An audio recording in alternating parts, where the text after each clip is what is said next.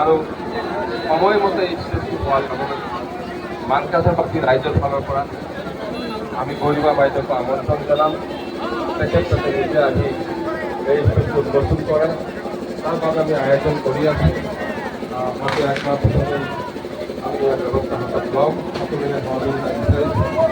মই আকৌ ক'ব বিচাৰিছোঁ, জুবিন গাৰ্গ আজি এটা নাম হৈ থকা নাই। জুবিন গাৰ্গ এক আদৰ্শ। জুবিন গাৰ্গ আমাক সকলোকে শিকাই থৈ গ'ল, আমাক একত্ৰিত কৰি থৈ গ'ল, নতুন অসমৰ ৰূপ তেখেতে দি গ'ল। আজি আমি মানৱ সেৱাৰ ওপৰত আমি প্ৰতিষ্ঠিত হৈছোঁ।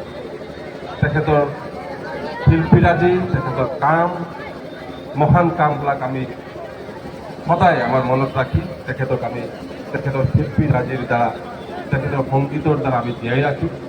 সদায় জুবিন দা আমাৰ মনত থাকিব।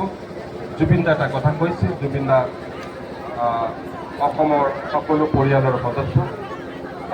গতিকে আমিও কওঁ যে জুবিন দা আমাৰ সকলোৰে সক্ৰিয় এজন সদস্য আৰু এই সদস্য হৈ থাকিব।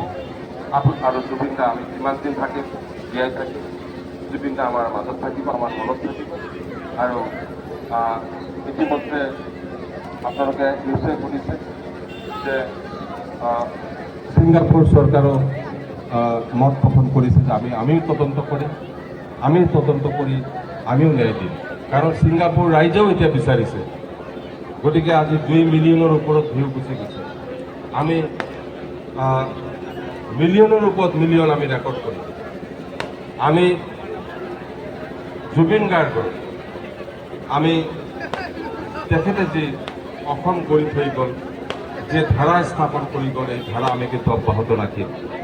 আমাক আৰু কোনেও ভাগ কৰিব নোৱাৰে। আমি হিন্দু, মুছলিম, শিখ, ইথাই যিমান আছে আমি সকলোৱে একত্ৰিত হৈ থাকিম। কোনোবাই যদি চেষ্টাও কৰে, আমি জুবিন গাৰ্গৰ আদৰ্শত আমি প্ৰতিষ্ঠিত হৈ ইয়াক আমি বাহাল ৰাখিম আৰু আমি আগন্তুক দিনতো নতুন অসম আমি কঢ়িয়াই লৈ যাম। সকলোকে ধন্যবাদ জ্ঞাপন কৰি আজিৰ এই কাৰ্যসূচী ইয়াতে সমাপ্ত কৰা হ'ল। ধন্যবাদ।